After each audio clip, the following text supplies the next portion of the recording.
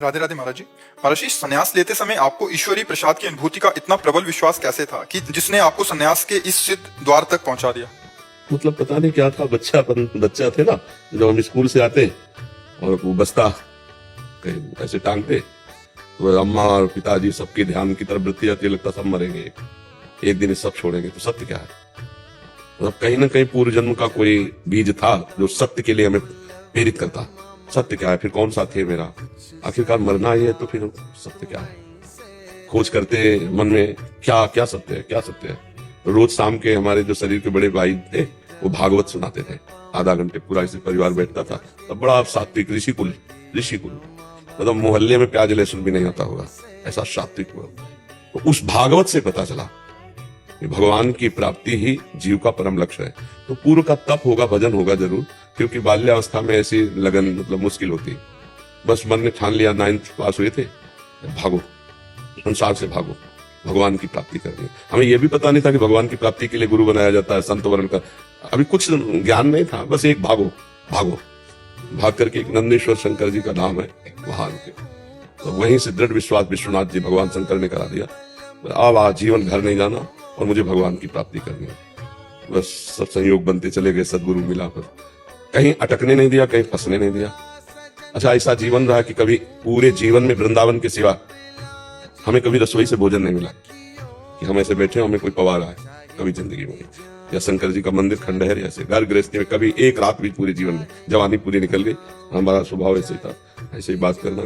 अगर भिक्षादि के लिए कभी नहीं, कभी किसी से संपर्क नहीं, कोई संपर्क, पूरा जीवन, तीनों काल, सर्दी गर्मी बरसात, गंगा स्नान करना, कई दिन मतलब 7 दिन हो जाते भोजन नहीं मिलता गंगा किनारे। पर कभी मन निराश नहीं हुआ कि चलो घर लौट चलते हैं। पूरी जिंदगी हो गई जन्मभूमि में, माता पिता सब पधार गए, कभी हमें पता नहीं, कभी हमें सूचना नहीं, कभी कोई बिल्कुल असंग जीवन व्यतीत। अब व्यवहार में प्रभु उतार रहे, इतना व्यवहार तो यह है कि जीवन का अंतिम समय है, जो भगवान करवा ले, उन्हीं का खेल चल रहा है। ऐसे चले हैं, ऐसे तो हमें ऐसे चलाया भगवान ने अपनी गुरु में। कोई हमारा शिक्षक मित्र कभी नहीं। दूर से, जैसे कहीं संत वचन हो रहे तो हम बहुत अलर्ट रहते थे, सावधान, दूर से सुना है, 100 हाथ दूर से, मतलब की बात जो मिली पकड़ लिया, खत्म। हम कभी किसी से संपर्क नहीं रखा, कभी किसी का नहीं, दूर से सुना। और जिस आश्रम में रुके एकदम असावधान स्थिति दिखाते, पर परम सावधान रहते।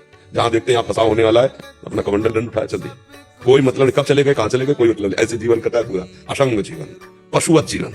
हमारे पैरों की चमड़ी इतनी मजबूत थी, कभी जूता नहीं पहना कि अगर बम्बूल का कांटा लगे तो टूट जाएगा, घुसेगा नहीं, ऐसा था। इतनी बीमारी थी यहाँ, फिर दवाइयां लगा के तब वो। अब यहाँ 10-12 वर्ष से भगवान ने सेवा दे दी है, तो जैसे वो चला उनके हाथ में है। हमसे एक बार एक संत ने पूछा, तो तुम्हारा लक्ष्य क्या है?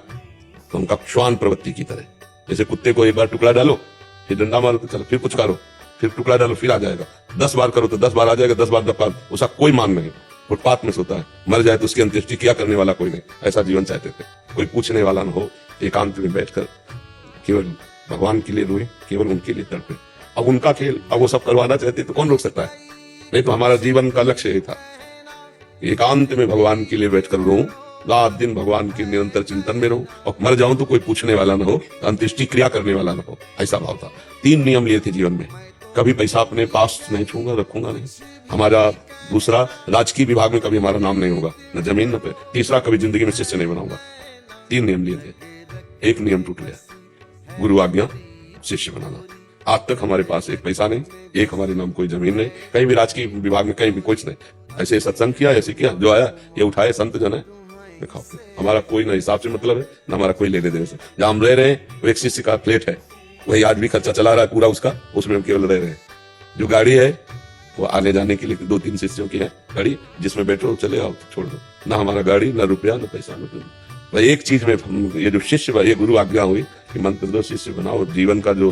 तो फिर अब लगा कि जिनकी वस्तु है वो करवाना चाहते, इसलिए हो रहे थे। पक्का समझो, हमारा प्रवचन करना, एकांतिक का उत्तर देना, समाज, ये हमारा स्वभाव नहीं था, पशुवत एकदम जीवन। और कभी हम किसी से प्यार से बात नहीं की। पीछे जो 10-12 वर्ष के पहले ब्रजवासी जन मिले, उनसे पूछ लेना, कभी प्यार से बात नहीं की। अगर किसी ने राधे श्याम कहा तो मनाया, उत्तर दे दिया, नहीं दिया, अगर क्या बात है, ऐसे बात की दोबारा हमारे सामने खड़ा ना हो। ना कहा उसे दोस्ती, ना कहा उसे बैर, पर फुसकार रखनी। काटना किसी को है नहीं, पर फुसकार रखनी जिससे कोई प्यार न कर पा रहे। आज तक कोई दोस्त नहीं, आज तक किसी से। ये हमारे भगवान का, हमारे स्वभाव में नहीं था। अगर कोई हमारी वार्ता हुई और कोई ऐसे 100-50 रुपया रखे तो हम डांट देते थे, बनिया की दुकान समझे, भगवान की चर्चा सुनी जा, अपने दिमाग में धारण कर।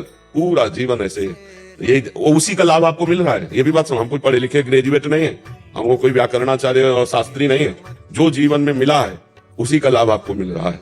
तो भगवान ही हमारे संन्यास दिलाने वाले थे, भगवान ही हमारे जीवन को निर्वाह करने वाले थे। आज भी भगवान ही हमारे जीवन का निर्वाह कर रहे हैं और हमारा ये अंतिम जन्म है, और हमारा जन्म नहीं होगा।